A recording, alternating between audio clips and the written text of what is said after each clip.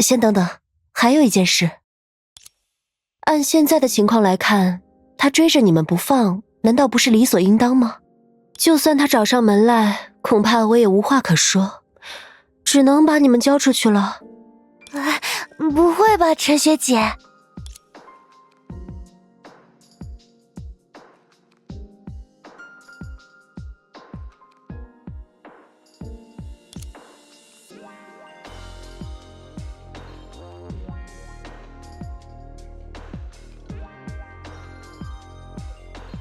不妨换个思路，假如我就是他，一觉醒来，由自己创造并维系的世界突然间异变丛生，在确信那些和自己一同创造世界的同伴并无异状之后，唯一的变量就是几位形迹可疑的外来者。并无异状，不是还发现了一具尸体吗？所以我们才会显得更可疑吧。不过这明明应该是很容易解开的误会，他会不会也太犟了一点？我原本想找个更加温和的形容词。从利托斯特身上的例子来看，这种固执程度，该说他果然是一位树吗？执着于打死别人，怕不是有什么大病？还是说，无论能否应用来自影子的力量，只要拥有树的身份，就很难再被称为正常人了？好吧，凡事总有例外，倒也未必都是坏事。或许100多年前，树这个名字代表了以某种方式征服了影子的人，但如今看来，他们更像是囿于自身道路的人吧。换个角度看，也许我们能反过来利用这一点。说到这个，多尼戈尔，快醒醒！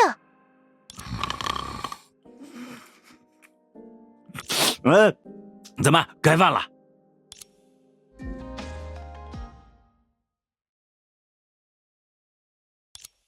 回顾大家的经历，反过来利用树所代表的手段，似乎也只有多尼戈尔做到过。那又怎么了？反正你们也学不来。我和利托斯特那是什么关？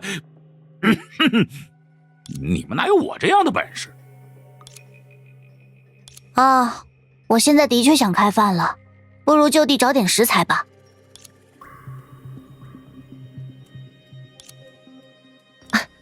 也不用这么逗他吧。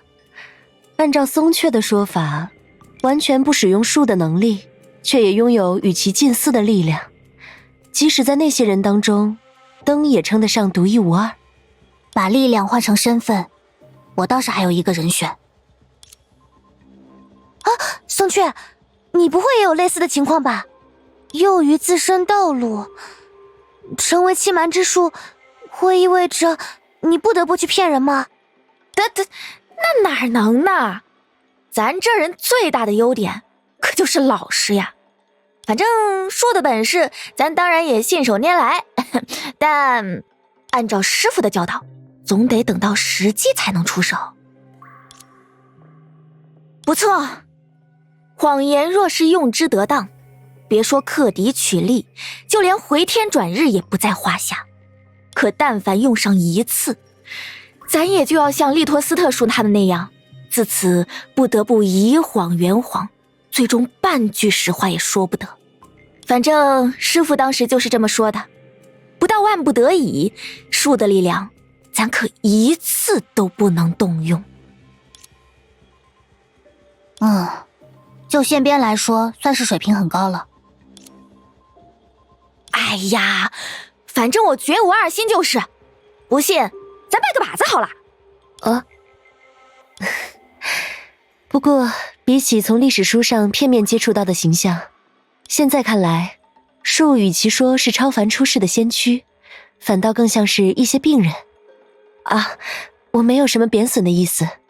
你是说，不论原因为何，这都是他们代替众人支付的某种代价？的确，如果没有他们，或许大家都不会拥有和平安定的生活。说不定在那个只是感到恐惧就会有生命危险的时代，成为病人就是抗争的唯一手段。所谓集齐七术才能拯救世界，这更像是将种种有缺陷的能力相互结合，以达成所谓完整的状态。郎丘依赖影子，欧夏依赖根源物质。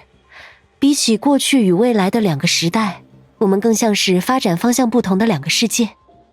面对世界存续的课题，郎丘的解答叫做七术，而欧夏的解答叫做数据研究所。既然如此，面对由他们带来的问题，我们也理应能找到一些更温和的欧夏解法。先跟我来吧。陈学姐，我们这是……从理性角度而言，我并不相信一个人能仅仅凭借肉身对抗影子的规则。但如果的确有这种事，还记得……这里的氛围能让人心情平和。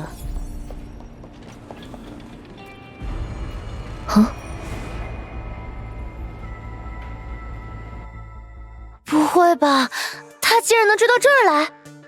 和多尼戈尔类似，也是借助术的力量完成偷渡。这么一想，觉还真够抠门。之前他明明也能办到类似的事吧？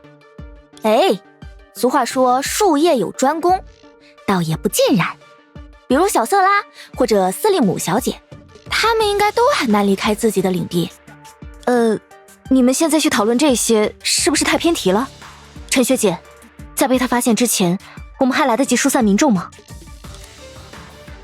原来如此，看你们的反应，那位就是登本尊了。有趣。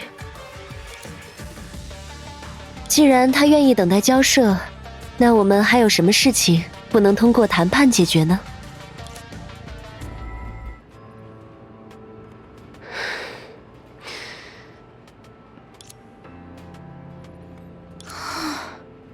得，要给灯姐盯上，真是跑到哪儿都没辙呀。算了，舍点面子就舍点面子吧。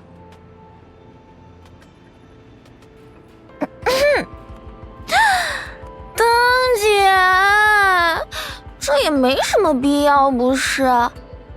你看，我们压根没反抗过，之前打起来也只有招架之功，哪能有什么坏心思嘛？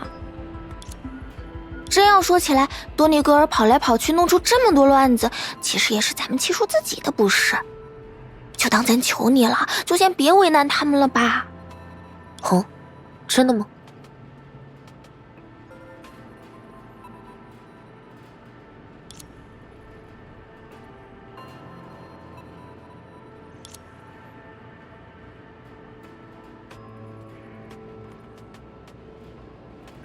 啊，陈学姐，这真正是……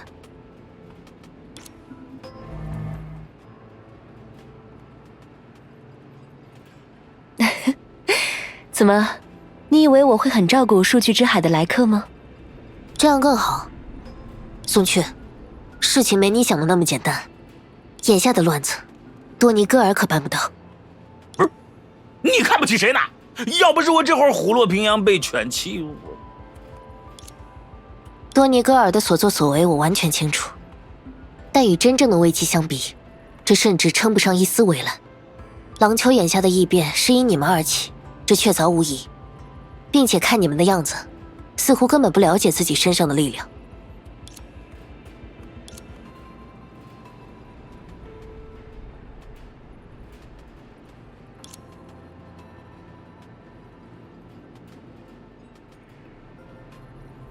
算了，有解释的时间，问题早就解决了。我所保留的某些研究成果，我会利用它们来将那种力量从你们身上剥离。而如果做不到，抱歉，在我的判断里，你们的生命同样是一种可支付的代价。这还真是有些不近人情啊。不过你是不是要先问过我的意见？不管怎么说，这也算是我的地盘，可不想被你们两拨外人搞得乱七八糟啊。地盘？他是准备像回廊时那样，是你的人越界在先。瞧你说的，我可称不上认识他们呢，不过是些自称外星人的来自数据之海的未知复现物。我正准备按照根源物质管理条例第22条将他们带去收监，没成想又遇上了你。啊！别杀我，我什么事都愿意做。不过既然你们还有些恩恩怨怨，对我来说倒是多一事不如少一事。只要别把我的地盘搞乱，你要把他们带去何处，悉听尊便。无意冒犯，怎么称呼？这还真的能行吗？陈雪，沙弗莱小姐，萍水相逢，我们也不说客套话。我把他们送回末日之矛，剩下的事则与我完全无关，这样如何？也好，没必要伤及无辜。倒是沙弗莱这个名字，许久都没听到有人用它叫我了。谁叫那位被你们叫做松雀的家伙嘴巴不严呢？既然如此，请吧。各位，请千万别挣扎，你们之前不是也试过了吗？反抗可是毫无作用。陈学姐，虽然这样，欧夏的确不会成为战场，但具体到我们要做的事，好像……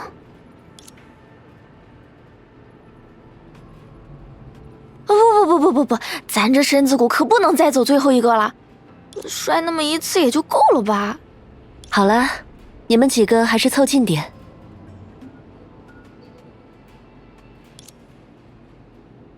很抱歉，末日之矛运转的规则恐怕不允许排队。同样的，它的规则也不允许一次性让太多旅客通行。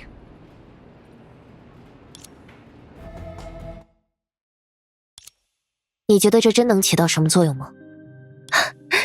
看来也没瞒住你嘛。表演的实在太拙劣了。其实，哪怕你说实话，我也不会把你的地盘怎么样。哦，和他们说的不太一样嘛。我原本以为你立刻就要对着我举枪呢。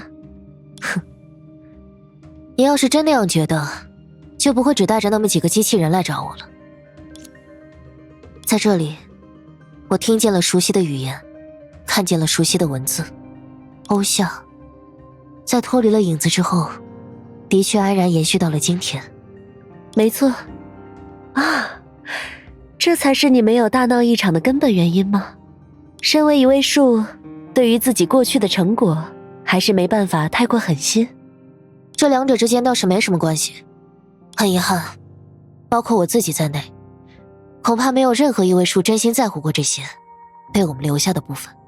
归根结底，或许会被你们铭记下来的树，也不过是些在无意之间欺师盗名的人而已。至于没想过在这里彻底解决纠纷，只是我向来认为，没有任何事能毕其功于一役。而且，除非万不得已，在别人的地盘，我更愿意客随主便。欺世盗名吗？我倒是没觉得。也许是因为灯组织曾经太过庞大，在几位树之中，关于你的记载最为清晰。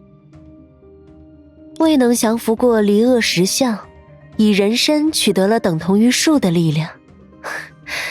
我原本以为这根本不可能，但现在看来，在我的老师外出未归的情况下，你别说回去这座安和大厦，就连征服整个欧夏，操作起来大概也只是时间问题。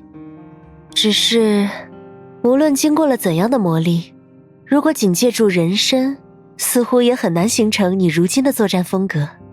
你到底想说些什么？